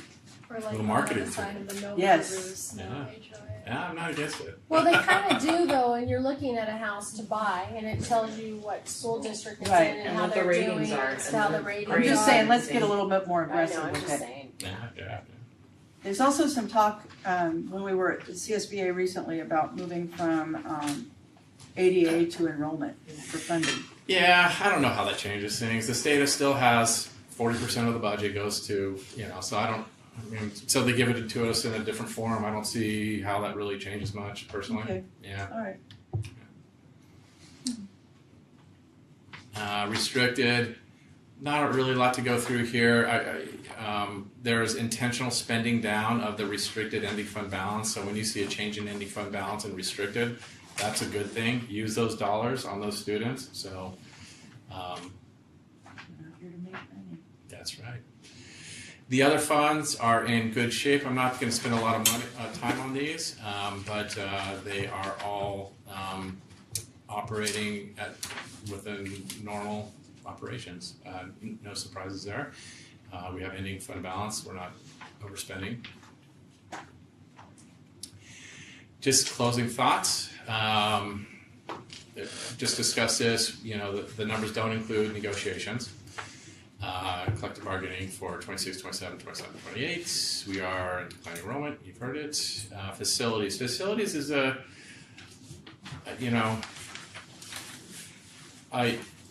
be more to come on this, but we've been looking at our portables and just really saying, okay, how are we going to triage, our portables, 400 portables, and a lot of them are end of life. So there's going to be more to come on that. I'm sure we'll be talking to the board as far as our needed facilities. That is going to have to be fast tracked, at least having a plan. You can't wait till the last minute on this stuff. You really have to start addressing it. And then just highlighting a need to close the gap between revenues and expenditures and fix our 55% problem. So this is the work. We've done some work to first interim. We've got to do some more work to second interim. And then we need to work as a district to get these numbers in line. So, but the bottom line is we have a positive budget certification, meaning that we can cover our expenses this year for the next 3 years, but we have some hard work and some planning to do. So of all this, what keeps you up at night? All of this. No. Our facilities is a big one for me. It's such a large dollar amount that this community has put some money into their schools, into some newer schools, but we've got 15, 16 school sites, and a lot of them haven't seen the type that are, and some of them are over 100 years old. Just we haven't put the dollars into those. That takes real money. So. And property taxes are already like going up and up and up. There's not an easy solution here. Yeah, I hear you. Yeah. Thank you, Scott. Yeah.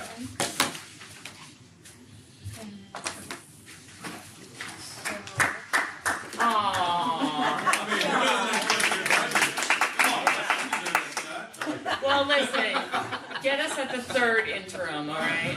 This is just the first. Oh, you don't want a third one. There's not a third. One audience member. There it is.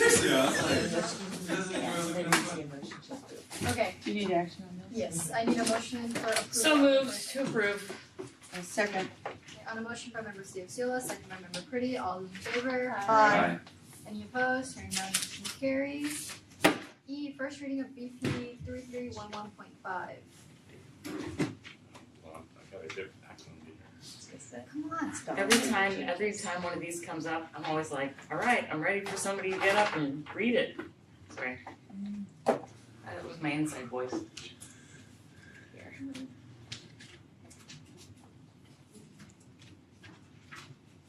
Slattery. Oh. Yeah. Your name's on the report. I think you need to. Okay, I so just- I can do this, so the district was requesting, so this, dollar amount changes annually, and so it, is the current, amount, the government limit is $119,100 effective January 1st, 2026. We're asking, this is a first read, do you need it to be, do you need it to be? No, I don't need it now, but it's just, just happens every year. There's no fundamental changes to it. It'd be lovely if we could just move forward with I it. just have a question Yeah. before we. Go ahead, sorry. What is the benefit? Of making this change? Because it's for no bids, right? Right. So, yeah, the benefit is bids cost money and take time, and it makes it challenging to make purchases a Just regular because of the time, or The time, the cost, yes. what's the cost? I mean, you have to put a request for bid, RFP, right? You gotta advertise, you typically have to have lawyers involved in developing an RFP, and, you know, I guess those are really it, if we just need to go buy, you know, Toilet 50 paper, computers or whatever. $118,000 worth of toilet paper, right? Yeah. No RFP. Okay, I'm just curious, I'm just, as far as, that would just, you would have to wanna find the best anyway. That is true, we just don't go, and so, okay, so our practices are absolutely that. Each of our developers and our purchasers are constantly looking for, you know, the best price, the best quality product. They're often going out and double checking and looking at other vendors. This is the official bid process, and this is just a number that's escalated with inflation. It's not Right. really, Yeah, I know, I realize that, I was just curious. I make a motion, we waive subsequent readings and approve. I'll second that one. On a motion by member Ciola, second by member Pretty, all those in favor? Aye. Any opposed? Hearing none, motion carries. Resolution. Wait, Excuse Laura me. has a question. Sorry. That we could do one motion to waive and then another motion to approve. Well, I did, So- but I just like, It's all together. Separate motion? I make a motion, we waive all subsequent readings. I'll second that. On a motion by member The first motion is to waive, the second motion is to approve. Yes. Yeah, I just do the Correct. waive. Yes. Okay. Thank you. All those in favor? Aye. All right, I make a motion, we approve. I'll second that one also. On a motion by member Ciola, second by member Pretty, all those in favor? Aye. Any opposed? Hearing none, motion carries. F, resolution of acquisition of real property. Okay, so I'll explain this and I'll give some information that's not in the staff report here, and then I'll open it up for discussion. So what this resolution is a resolution giving the superintendent authority to enter into a contract to purchase real estate. There are actually two buildings that we have interest in. The one building, suite at 950 Tharp Road, suite 100, 1000, has approximately 6,800 square feet. It's listed for $1,750,000. Suite 1100, the same size, is listed at $1,695,000 for a total purchase price of $3,445,000. And so this resolution would allow us to enter into contracts on those properties. We do expect that there will be a renovation budget here. Don't know exactly what that's going to be. We're hoping it'll be under $2 million. That puts our all-in price at approximately 5.5. But again, some of those are to be determined. And so that's what I have to share. So I would like to start. First of all, I want to make sure that the public hears and understands that we're looking at purchasing these two buildings to be the new Yuba City Unified District Office. Is that correct? That is correct, yes, thank you. Secondly, we have property where the old district office sat or sits or what is. And right now it's currently housing our IT department, and we use it for training purposes and all kinds of things. My question would be, why not spend that 5.5 mil renovating and updating what used to be our district office instead of purchasing a new property? No, that's a good question. And so we have looked at that option, and we have worked with our architects to explore that option. We need approximate space of about 13,000 to house the district staff. And to do that is not just renovating that. If you remember, we had other buildings on that are no longer there. So this would be an addition, an add-on. And the cost of adding that on is between $850 and $1,000 a square foot for building school buildings. So this goes along with the analysis that we had from a different real estate consultant at DCG. And they were estimating that the cost to get in would be between 10 and 14 million to do that. So this is, as an alternative to a build, this is a much, much less expensive, less than half of that cost, and that's the reason why we're pursuing this. And we've been looking for years at this point for a suitable building to get in at a reasonable price point, and it is not easy to do. We've had very limited properties that would suit our needs, suit the needs on either on a square footage or a price point. So, and just to carry on, I just want to, I'm asking these questions basically so anybody who might be out there in La La Land and watching us, this building where we currently are, the lease is up on that a year from now? Yeah, December of 26, yes. And so are we looking at being able to move in and take possession of these 2 new buildings for the new district office prior to our lease expiring? We do absolutely believe that. So the tenants will be out in December now. They're moving out. Actually, we saw them moving out recently. And working with the architect, we would have to fast track, just getting the plans done, and the construction, but we do believe we'll be able to meet that timeline. Okay. And this would be a lease, another lease, or an outright purchase? This is an outright purchase. So this is yeah. 2 buildings right next to each other in an office complex, both 6,800 square feet. Yeah. A lot of parking. Yeah, no, I'm familiar with it. Yeah. What's our current rent here right now? Our current rent? Yes, right now, right here. Okay, $380-ish plus common fees, so getting up to. You're talking about per year? Yeah. Sublease, right, from Sublease. So. And you guys did talk to the owner, and so if we were to get our own lease, how much was that price again?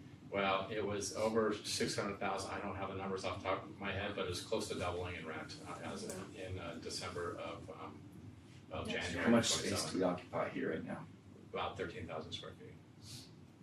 But we have a lower lease because we were subleasing from Yuba College. We're right? leasing below market because the Yuba College is paying more. It's a losing deal for them. Yeah. Thanks, Yuba College. Well, they were not getting any rent before. So. Alright, any questions? Who would be doing the construction for us for this new property? Well, so that's yet to be determined. We would have to determine that after. But we have architects. We have our architects that have taken a look at the building. They say it's feasible from an architectural standpoint, but of course we'd have to get more involved in the actual plans and then get the work done. So, as I expressed last week, I didn't realize $2 million additional monies to this. Seems like a chunk of change for a property that's already going to be top of the market. So that's my concern right now. And then $2 million giving me the real cost of that. I don't have a real cost on that. Some of these is it going to jump to $3 million, $4 million because we don't know? I don't understand your question. I don't either. Well, okay. The current price that you guys are offering, you understand, is going to be full price, which I believe is high. It's top of the market, I believe, in my opinion. Mm-hmm.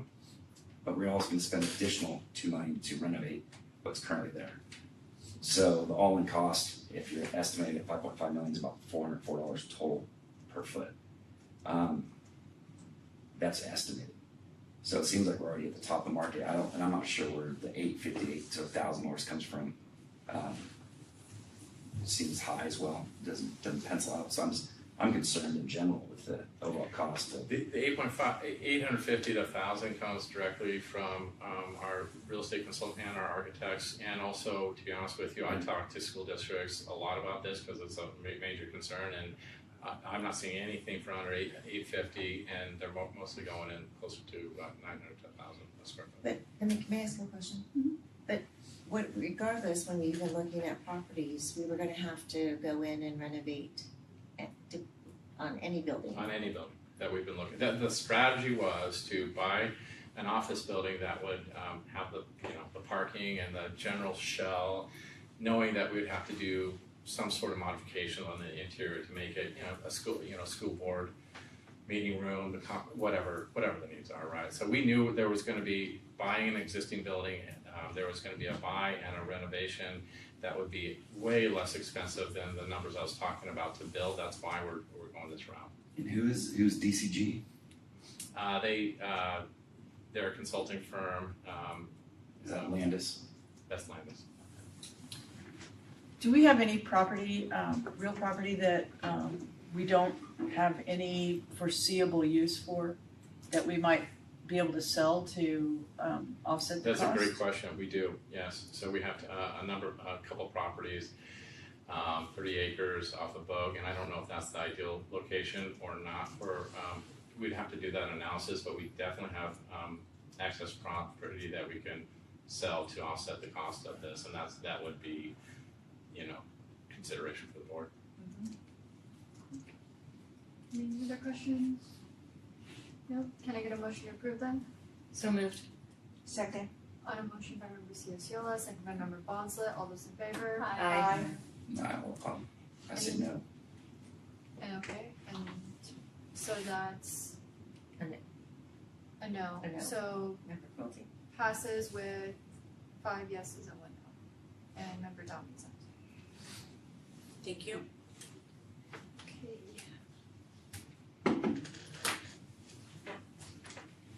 Board reports, information, discussion.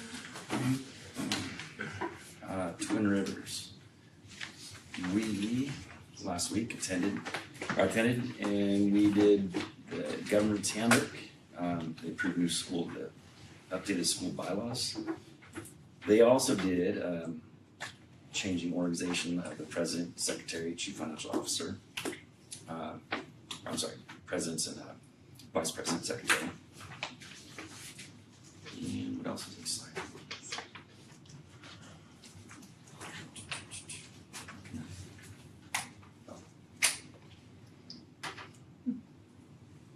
I'll let that be, since everyone's looking at me.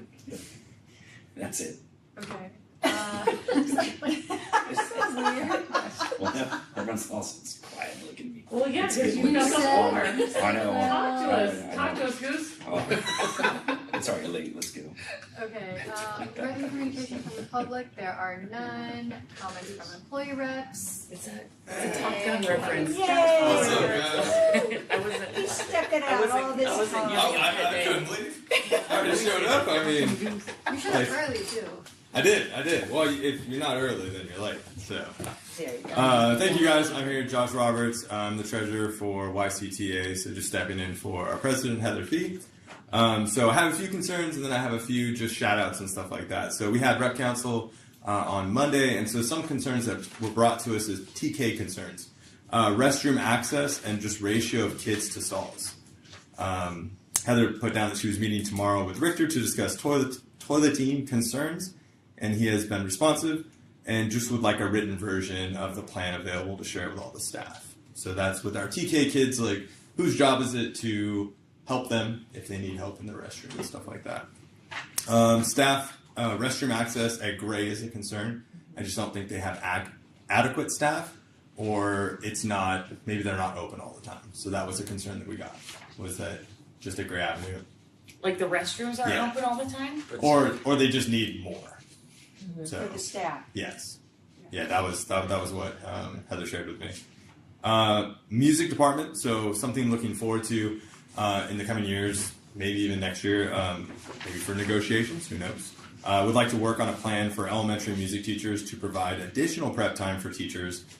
And we understand it's also difficult to get subs for music, but that would be awesome if we could provide more preps. And I even thought, I know that music right now just goes, I think it's like K3, or maybe there's some for 4 or 5 and stuff like that, but maybe even incorporating some digital literacy, or just some, getting kids some foundational skills on technology. Like in some other districts, they have kids that go to a computer class, you know what I mean? So just looking for additional ways, as a high school teacher, I get a prep every single day, and it's amazing. It allows me to catch up on things if I'm not selling my prep, which I'm currently selling my prep, because, I'll just work earlier or work later and stuff like that. But having that prep during the day to plan, I think would just be super helpful for our TK, basically K through 5. I think they probably have one of the hardest jobs in our entire district. So Thank you. 100%. Amen, brother. There we go. There we go. I just teach math. I mean, I try to convince people to like something that I teach third grade. No, Yeah. yeah, I taught third grade, yeah. you're amazing. You're She amazing. still does it in her dreams. But we do have some shout outs too. Shout out Denise Hardin's Christmas store for AP students to give gifts to their families. So she actually has a store in the class that kids can actually come and get gifts to then give to their family. So she's kind of set that all up over at Albert Powell. So that was awesome. We heard about that the other day. Hope Alley's class at River Valley, they actually put on this poorly drawn pet pictures. So people could submit that they wanted their pet to be drawn. They would send a picture of the pet, and they called it Poorly Drawn Pets. And they charged $5, and it went to a donation towards. So it was a fundraising opportunity for the Yuba City Animal Shelter. Maybe we should do that for funding our buildings. So that was super cool. $5 for a badly drawn, like not even. That's funny. Not an oil painting, people. AI did not do this. So sorry. No, for sure. Ashley Newman at River Valley Debate is just rocking tournaments. So they're doing a wonderful job there. So we kind of heard some praise about that. And Peter Pan play at Barry in January. Super excited for that. Also, shout out to Dora Nasumi. I brought a concern to her. Well, I brought a concern to Esperanza, who then forwarded it to Doreen, and then she got back to us just at Yuba City High School in the 800 pod. We actually had a building where they had to turn the heat off because I think there was a gas leak. So they've been without heat. They got space heaters, but it's still really cold this time of year. So hopefully looking forward to finding out like some timelines and like when that'll be fixed. So because having a space heater, I mean, it's not ideal. You know what I mean? When they're walking in, it's like 50 degrees at the start of the day. So cool. I think that's pretty much it. I hope you guys have a wonderful holiday. Thank you. Merry Christmas. Thanks for letting me. It's a scientifically Thank you, Josh. proven fact. Okay, Because any your cellular comments from structure board is denser. members? I recently went to the grad committee meeting, and I'm probably not going to be the most popular with some of my former math colleagues. I taught English, but one of the things that's resonated with me ever since I went to that meeting was I was told that other countries have a 3 or 4 year math requirement. And I agree that that's true, but other countries also separate their educational system. Some students are going more towards an academic diploma where they'll be going on to university. Others go on a completely separate track where they're going into trades. And I think their two tracks have completely different graduation requirements. And I'd like us to remember that moving forward as to how much math do we really expect our kids to have as a graduation requirement. Those students who are going to go to a university will obviously, in order to be competitive, will go for the 3 and 4 years of mathematics or 4 and 5 years of English if they could take 2 English classes in their senior year. So those kids that are motivated to move straight to university are always going to take the more challenging courses. My question is, do we really want to further frustrate some of our students who struggle academically by putting another requirement on them just to get a high school diploma? So that's my question on that. It'd be so cool if there was like a graduated kind of like different kinds of diplomas like you have in college where Right, you a have BA or a your- BS or whatever. Yeah, and then you've got a high school diploma that's like a CTE emphasis high school diploma and Right. So I just don't want to see, because I taught from, a general ed senior English class where the counselors would come in and talk about four-year university and all the students would completely shut down because they had no interest in it. And I also taught the AP students who that was their jam and they couldn't wait to talk more about universities. So I just hate to see us putting requirements on all students when those requirements would not necessarily benefit all students. So there I am. And I just ticked off a few of my friends. Looking at Josh's face. We had this conversation earlier of how there needs to be math classes for non-STEM people because a lot of math classes are Right. for STEM people. Right. well, and there's math in Construction. Everything. Well, there is, Most of the math but classes are practical math. focused towards STEM. Learning I how never- to I never do did linear pre-calc. pairs is not something most kids ever need to know how to do. Tangents, cosines. Right. Like I never needed pre-calc, and I'm sorry, but I did take this class, and I failed miserably. But I never needed it in college, so. I'm popular now. I don't think you became a math teacher to be popular, just saying. Okay. Comments from superintendent? Yeah, well, thank you. So, in speaking to some of the discussion today, we have board committees, and we will be dusting off the budget priority committee. And currently, we have one member, Shelley, is on that, and so there are 2 spots if anyone else would like to sit on the budget priority committee. The other thing we will be dusting off is our facilities committee, and currently Greg sits on that committee, and so there are 2 spots open there, and so I believe the plan is that you will start some of those meetings after the first of the year, to start getting direction on facilities and giving some updates about where we are, the master facility plan, and then budgets moving forward as we plan, as you shared in the first interim. You know, there's some unknowns, but we are tightening our belts now, but we anticipate there may be some need to do some additional tightening of that belt. And then also, I just like to do a shout out to Laura Brode. She was supposed to wear her crown. She did not.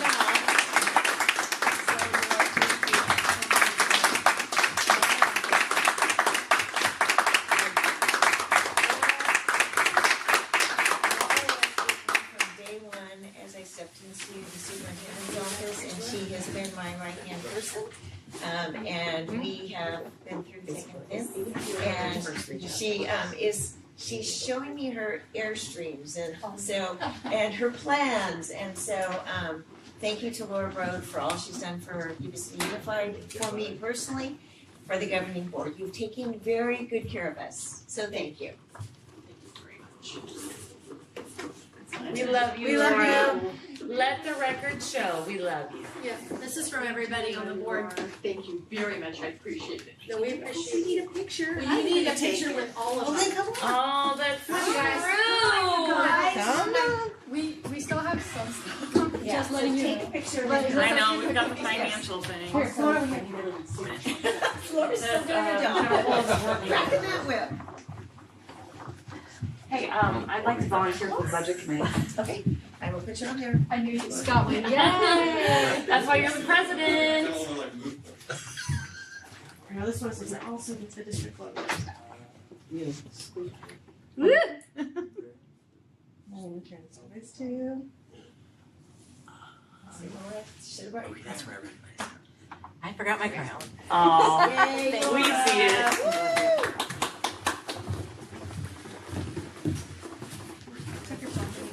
Oh, stop telling me what to do. I know, it's soft too. It's nice soft surroundings. Alright, now we have to recess to the financing corporation meeting. Let's go. Okay. This meeting, alrighty, let's see. This is Scott's meeting. Scott. Scott's All right. World, Scott's World, party on, excellent.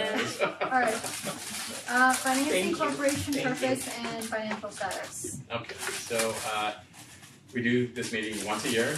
This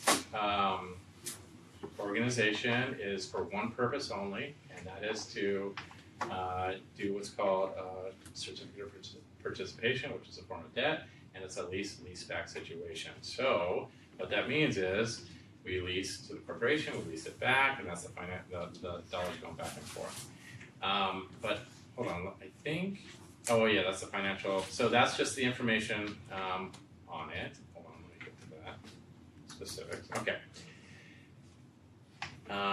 So just, that's the financial purpose. The financial status I kind of incorporated in here as well, and that is, again, we've done some financings in the past to fund facility improvements. The most recent one we did was for the solar project. So that's the bullet 2 is essentially the $33 million to fund the solar, and it's paid for out of the savings from energy cost reductions. So that's the financial update there, and that's just an informational report. May I just make note, Madam President, that member Donnie is absent from this financial corporation meeting, just to go on record.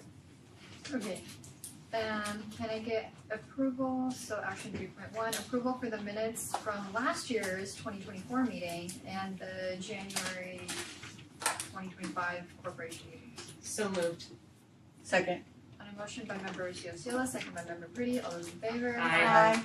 Any opposed, hearing none, motion carries. Reorganization of the YC Unified Financing Corporation. So all that is we are taking action that puts you all as the trustees of this corporation as well. I make a move that we approve. Second. On a motion by member Ciociola, second by member Pretty, all those in favor? Aye. Any opposed, hearing none, motion carries. The next board meeting for this one will be next December. Can I get a motion to adjourn this one? And So go moved. Back. I second.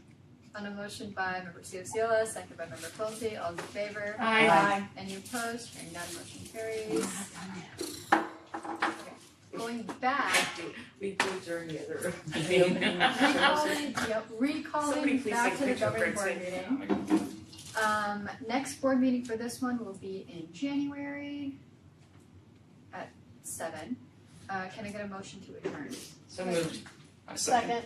On a motion by member Ciociola, second by member Lamb, all those in favor? Aye. Hearing none, motion carries. Before anybody leaves, Laura needs signatures on papers. Not for me though. No, she needs them from everybody. This Oh, is but I didn't do it. I have nothing to report for 700. Is that what this is? No, this is our signatures for approvals for. Of the financing.